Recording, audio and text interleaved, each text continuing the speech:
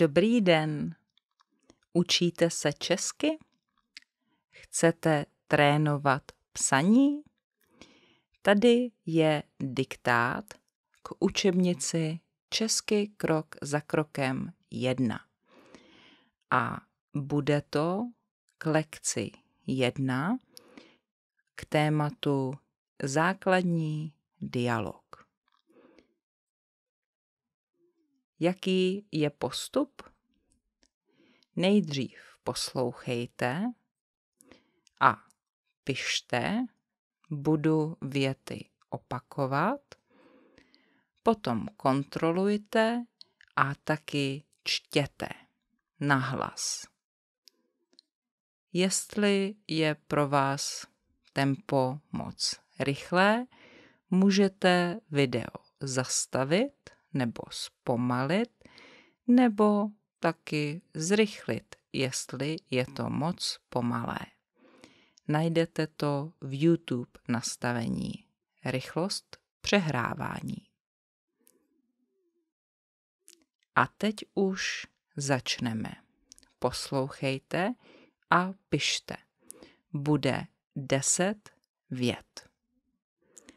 1.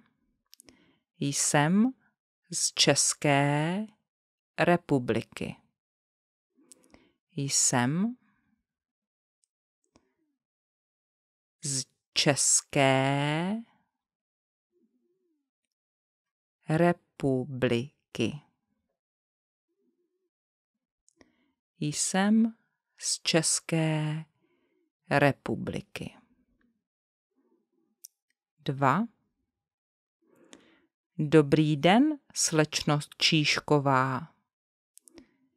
Dobrý den, čárka, slečno Číšková.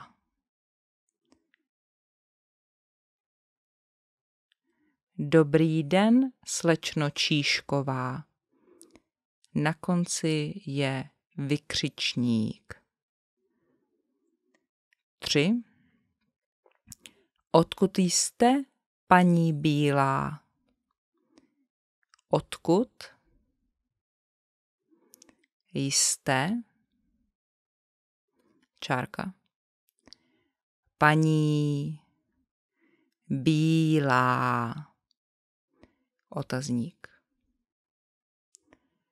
Odkud jste, paní Bílá? 4. Těší mě, pane Nováku. Těší mě, čárka, pane Nováku. Vykřičník. Těší mě, pane Nováku. 5. Máš se dobře, Aničko? Máš se dobře, čárka, Aničko. Otazník. Máš se dobře, Aničko? 6. Můžeme si tykat, prosím? Můžeme si tykat, čárka, prosím, otazník. Můžeme si tykat, prosím? 7. Měj se hezky, Ondřeji. Měj se hezky, čárka, Ondřeji. Vykřičník. Měj se hezky, Ondřeji. 8. Promiňte, nerozumím, co to znamená. Promiňte. Čárka. Nerozumím. Čárka. Co to znamená?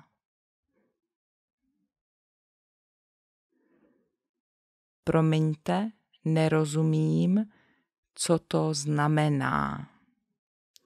9. Pracuješ tady na univerzitě?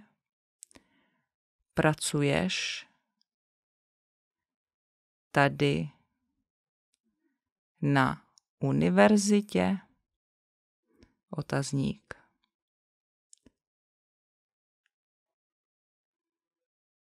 Pracuješ tady na univerzitě?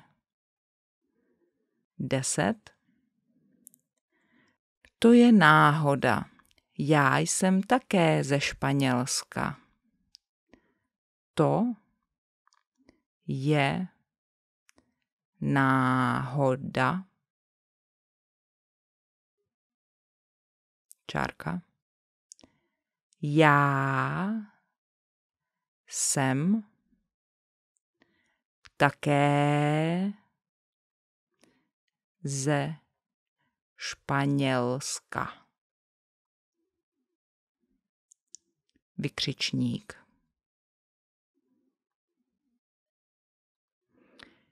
To je náhoda. Já jsem také ze Španělska.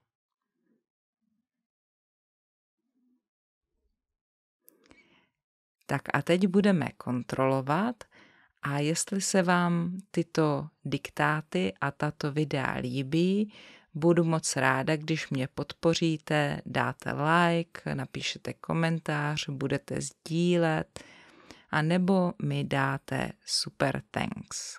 Také mě můžete podpořit na Patreonu www.patreon.com/ilearnczech jako mý patroni, a nebo mi můžete poslat něco přes PayPal cutt.ly/S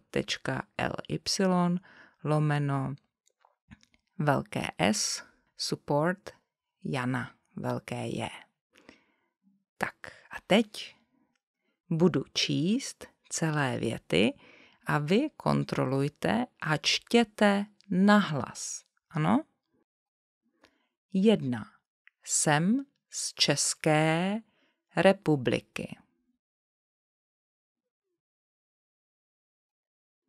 2.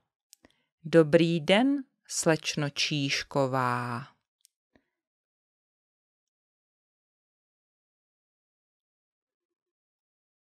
'Odkud jste, paní Bílá?'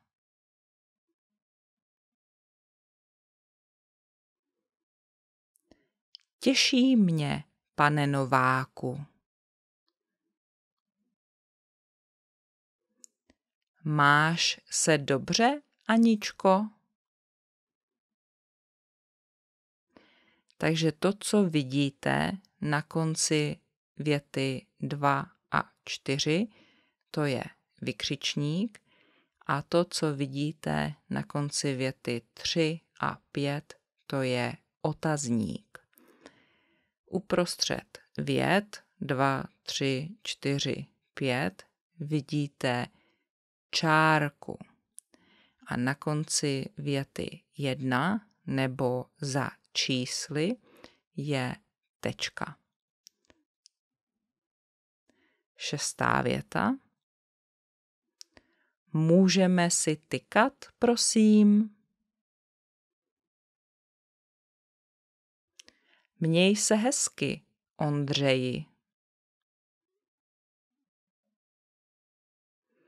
Promiňte, nerozumím, co to znamená.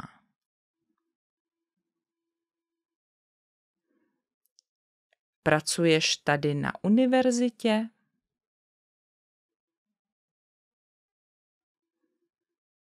to je náhoda. Já jsem také ze Španělska.